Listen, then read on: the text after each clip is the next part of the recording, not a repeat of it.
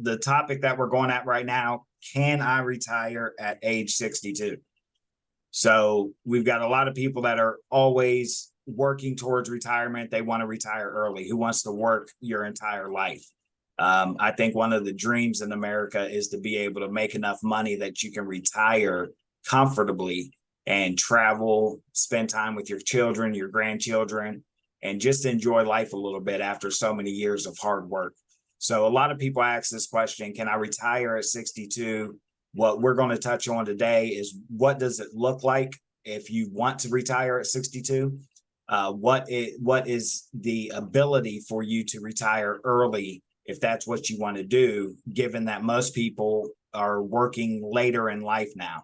I think the average person doesn't retire at 65. It could be 67, 69.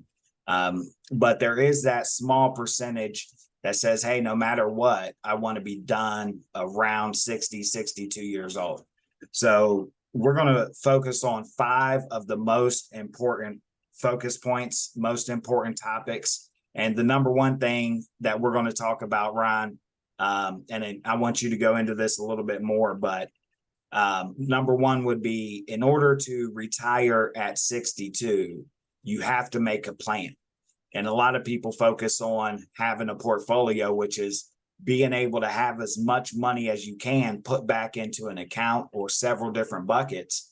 And that's always the focus, is adding more money into the bucket. So when you retire, you've got this stack of cash that you can access. Well, that's only one way to look at it. The most important thing that we need to focus on, and we talk about this all the time with our clients, is focusing on having a plan, a detailed plan. Just like you would budget your monthly expenses, you want to be able to budget your income in retirement. So, Ron, can you go into detail about what kind of plan someone would need in order to retire at age 62? Yeah, you hit it with the income and expenses conversation. Obviously, we have an expense and an income ratio that's working within our monthly budgets while we're working. We also have to take that into account in retirement. You have to treat it the same way, because if you're going to retire early, that's you're in essence, you're walking away from your income. So do you have the buckets set up that can replace that income? Because are your expenses changing when you turn 62? That's what you kind of have to do, this comparison when you're talking about a plan. What's my budget? What do my expenses look like? And then in conjunction with that, where's my income replacement coming from? So that income replacement might be coming from an early option of taking Social Security at age 62, which is a reduced benefit, and we can get more into that later, but that could be something that's coming to you as a potential income replacement. You might have a job that might have a pension possibly.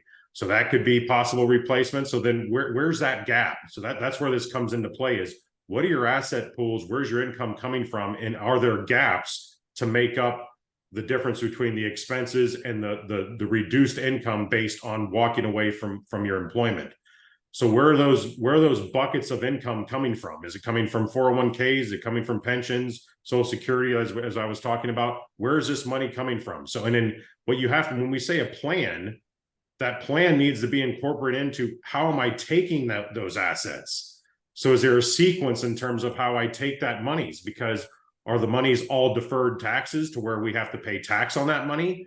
Is it non-qualified to where maybe there's a reduced tax liability there because it might just be capital gains tax? Do I have some tax-free monies? All of that has to be incorporated. So when we say a plan, this is what we're talking about. Where is my money? What is it sitting in? And when I take those distributions, what are the rules of those distributions? So again, is there taxes that are owed on that? Is there capital gains? Is there tax-free dollars? Because all that's going to come into play of how I'm filling that gap to replace the income in addition to what my expenses are. Because you can't retire early and be living in essence a paycheck to paycheck mentality. You're going to get yourself in trouble because inflation is continuing to happen. Taxes are continuing to increase. So that so-called fixed income that people typically classify, you're in a declining stage because of inflation and taxes. So we have to make sure there's enough money sitting aside, and how are we taking those funds? That's really the most important part, is how are those funds being taken sequentially? Do we exercise them all at the same time and we take parts of each one? Are we exercising, if you have tax-free dollars, are we exercising that first? Or are we letting that sit and continue to grow? And we're just taking from the deferred money where we're paying those taxes and we spend monies down? This is what we're talking about. There's a lot of different ideas and strategies that have to be discussed prior to you just walking in and say, hey, I'm done with work. I'm 62. I'm going to collect an early Social Security benefit, and I'm just going to start taking money because I have assets. Well, there needs to be a plan, to your point, Will, of how am I taking this money? Where are the monies located? So we have to really concentrate on those philosophies, and we can't just shoot from the hip and say, well, I have $600,000, so I'm just going to draw from that for the rest of my life, and that's it. That might not necessarily be the best avenue in terms of attacking your income position, because you just don't know if some of that money's still in the markets and things of that nature. Is there ups and downs that are going within the market to where that's impacting what you can draw from with income? So there really needs to be strategies for the plan to make this work. And this is not something you should be talking about when you're 62. You need to be having these conversations and building towards this and have a plan and a strategy prior to age 62 that allows you to have this thought process to say, hey, I'm going to retire early. Just because you're turning 62 and you say, hey, I want to retire, that's probably not the best way to attack this. You need to be having some conversations earlier in your life to be able to make sure this is a possibility down the road.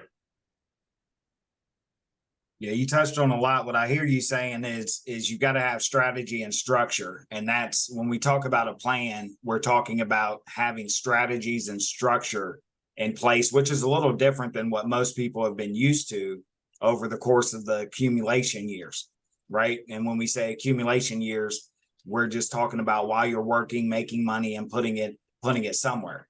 But when you're thinking about structure and having a plan and making sure that, like you said, you can see the gaps where your income may decrease or where you need to fill it. And you can also actually realize what are the actual monies that are coming in retirement. And you touched on a lot of good stuff, generating income in retirement, understanding what kind of money will you have coming in? What are the different streams?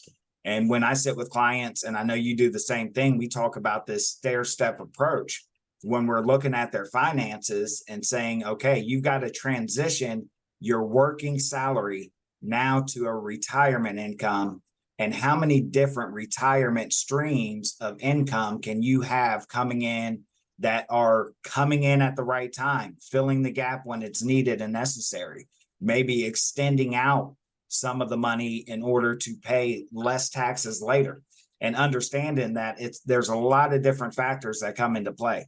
So you touched on a lot of good stuff, and mainly the plan is strategy and structure. And it's a different mentality than what you've been used to when you're working, because most people who are working, they either have a pension or they have a 401k, or they've got a PERS, or they've got some kind of state retirement or federal retirement that they know, as long as I'm working and putting this percentage in this one bucket, then I'm going to later in life have a retirement. And it's just not that easy when you get into retirement and you're talking about retiring early at age 62. I think it's important, Ron, that, people understand while you're working and putting money away, the mentality is different than what your mentality has to be when you retire.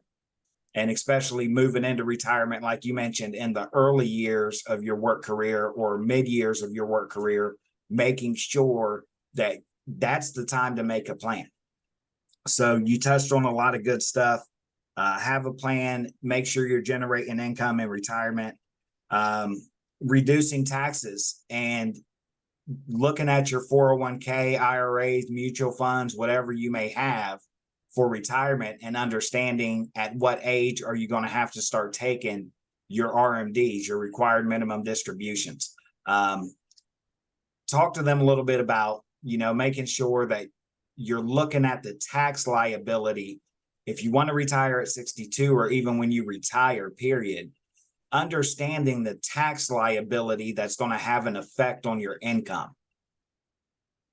Yeah, when you talk about a pension, if you're fortunate to have something like that, if you're maybe a federal employee, or if you're a state employee, maybe a teacher, or just work for the state in general, those types of entities still have pensions. The rest of the environment, the rest of the world typically is trying to build their own retirement nest egg through something like a 401k, IRAs, those types of vehicles. But with that being said, those are all deferred monies. So what that means is it's going to be taxed as ordinary income. So because of that, it's going to act just like you're still making a paycheck from an employer, and it's going to be taxed in that same fashion. Now, the difference might be, where do I fall from a tax bracket perspective? So what is actually my tax liability on that money? So anything that's deferred, like a 401k, a 403b, IRAs, 457 deferred comp plans, TSP accounts, these types of things, those are all going to be taxed as ordinary income at distribution. So if you're looking to retire early, 62, you don't have to worry about the penalty, but 59 and a half, that rule applies to all of those plans I just referenced. So if you are trying to take money out prior to that 59 and a half, you're not just going to be taxed, you're also going to be penalized. So that's something to make sure that people start to understand a little bit, is how those plans are truly structured. So then at 62, with this, the example that we're talking about, Will, is you're past that point of penalty, but you cannot avoid the taxation. So in terms of reducing taxes, you're not going to be able to reduce tax liability on that deferred money, because it's going to be whatever your tax bracket is at that time. So we don't know where tax laws are going to be after today. They're constantly changing. Are they going to go up? Are they going to go down? That we don't know. We don't have crystal balls to really know that. I have a sense that things are going to change to the negative, meaning we're going to have an increase in tax liability to us as a whole, just because of different factors that are happening within the world and within the government. So I think there's going to be an increase in taxes. So when you say you could be in a lower tax bracket, the only way for that to happen is for you to earn less money. So I don't know that that's really the end goal and end result that people really want. So we want to try to build plans and strategies to where, do we have other buckets outside of those types of plans we've discussed that can bring in a lower tax liability, to where you can blend these assets and you effectively change your tax rate, because you're not pulling all from just a deferred plan to where all of that's taxable. You might be pulling from a capital gains or a dividend structure, selling stocks or something along those lines, or mutual funds. Those have lower tax liabilities. Do you have any tax-free dollars like we've been talking about? So if you can blend these things, or maybe have a structure where you're laddering this money, that you're taking money, okay, we might be spending down because we know we're going to let this other money build, and we're going to change our tax liability today and for the future. So there's ways that we have to look at things. And in conjunction with this, well, we don't want to lose sight of this. If you retire early at 62, you're not eligible for Medicare until you're 65. So this is another major point outside of this is, okay, if you do this, where are you filling your gap with health insurance for those 62 to 65 years? That's 3 years. You've got to fill a gap for health coverage, which is one of the most expensive expensive liabilities that you're going to have in retirement is health cost. As we get older, things tend to happen. We might be on pharmaceuticals. Our body's kind of breaking down, so we might need the doctors more. So your health coverage, how do you fill that gap for 3 years? Because you're collecting Social Security, if you take the early 62, you're not eligible for Medicare until 65. So you got to cover that expense. That's something that might be significantly greater than what you're doing right now through an employer plan while you're working. So until 65 hits with Medicare, you got to fill that gap with premium to cover a health benefit for yourself, to be able to make sure that that's covered. Then at 65, you can flip on the Medicare, but then that's a whole nother discussion of how different things are happening, where you have Part B, Part D, where you're trying to bring in pharmaceutical coverage and things like that, not just the expense of the medical coverage for a hospital stay or a doctor visit. These are all things that you have to plan. When you say plan, this is what we're talking about. It's very, very layered. There's a lot of things that need to be covered and need to be discussed. And you need, again, like we've been saying, to wait till you're 62 to have this type of a conversation. You should, the advice is you shouldn't wait till you're 62. It does happen, but you need to be having this conversation prior to and trying to plan ahead. I don't care if it's not even 62, it might be 66. you have to understand that there's costs that are attributed that you may not just be having at this point in time in your life because you have employer plans with health coverage. Healthcare becomes one of the largest expenses for us going forward because we're getting older. So income needs to make sure that we're driving an income that can alleviate some of that potential higher expense going forward, not just from that, but inflation and taxes like we talked about. So these are things that we really need to focus in on and talk about early on, and continuing to have those conversations on at least an annual basis for reviews, because life happens, life changes, everyone's situation is different. We need to make sure that we're constantly staying up on these topics, because you don't want to be surprised by something where you think you're going to retire and now you have this monkey wrench thrown in that you haven't discussed and you haven't thought about. And next thing you know, you're like, now I can't retire because I have this additional layer of issues that might be cropping up. So these are important factors to always have this open line of communication and trying to have this plan that could be ever changing. So you want to make sure that you're always having these conversations and trying to make sure that you're setting yourself up to basically become bulletproof. You don't want something negative to have this huge impact where it just has this huge impact on your life financially. You don't want to have something like that occur in retirement and not be able to cover it. So those are things that we really need to talk about. And the plan that you said from the very beginning, Will, is vital. Having these strategies to build this plan is something that really, really needs to be done. Yeah, you bring up some really good points, especially with the healthcare, because that's something that's really never thought of or considered. The only reason a lot of people consider that is knowing that their healthcare is going to stop. And most people do know at age 65, hey, they're going to get on Medicare, and they may have to buy some kind of supplemental insurance as well, depending on what their income is. But if you want to really focus on retiring early, retiring around the age of 62, 60 years old, and you're asking yourself, can I do this? Healthcare is one of the things that you have to think about when you're going through the planning and structure process of how you're going to retire early. You know, the final piece of the puzzle, I don't think that either of us have touched on, is legacy planning. Making sure that when you pass away, we've got to be real about this. And Ron, we're in the industry, we know a little bit more, and we think about it, we talk about it a little bit more. But, you know, there's a few guarantees in life. And one of those is we're all going to pass away. So if you're going to retire early, it's very important that you make sure that that final piece of the plan is what happens at the end. You don't want to leave your family in a bad position because you wanted to retire early and enjoy your life. They shouldn't be punished by that. You want to make sure that what you've done your entire life is take care of your family, make sure that they're in a good place. And now it's more than ever important around the age of 60 that this planning begins. For some people, it could be 20, it could be 30, it could be 40. It's just whenever they finally understand and come to the what's the word I'm looking for? They finally understand and come to the conclusion that death is imminent, it's coming. How do I want my family to be left if something were to happen to me, or when something happens to me, no matter what that age is? At age 62, you've got a lot of people, when you move from retirement, that the life insurance portion of their working career usually doesn't transition. If it does transition, a lot of times it transitions into a variable product where the rates will increase over time.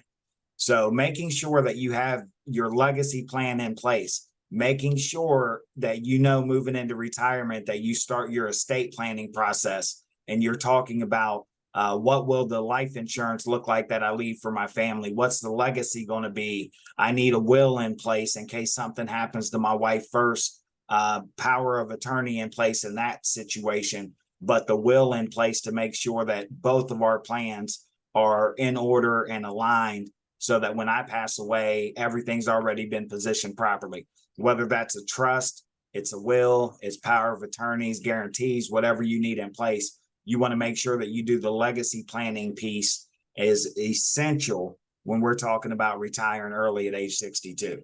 So just like we always tell you, if you need help on any of this, if you have questions, anything we can help you with, we're wide open to have a conversation and make sure that you're doing the proper planning and structuring so that you can retire early at age 62. So if this topic strikes you and it's something that you want to have a conversation about, feel free to email us at info@estateplanforyou.com. That's info@estateplanforyou.com.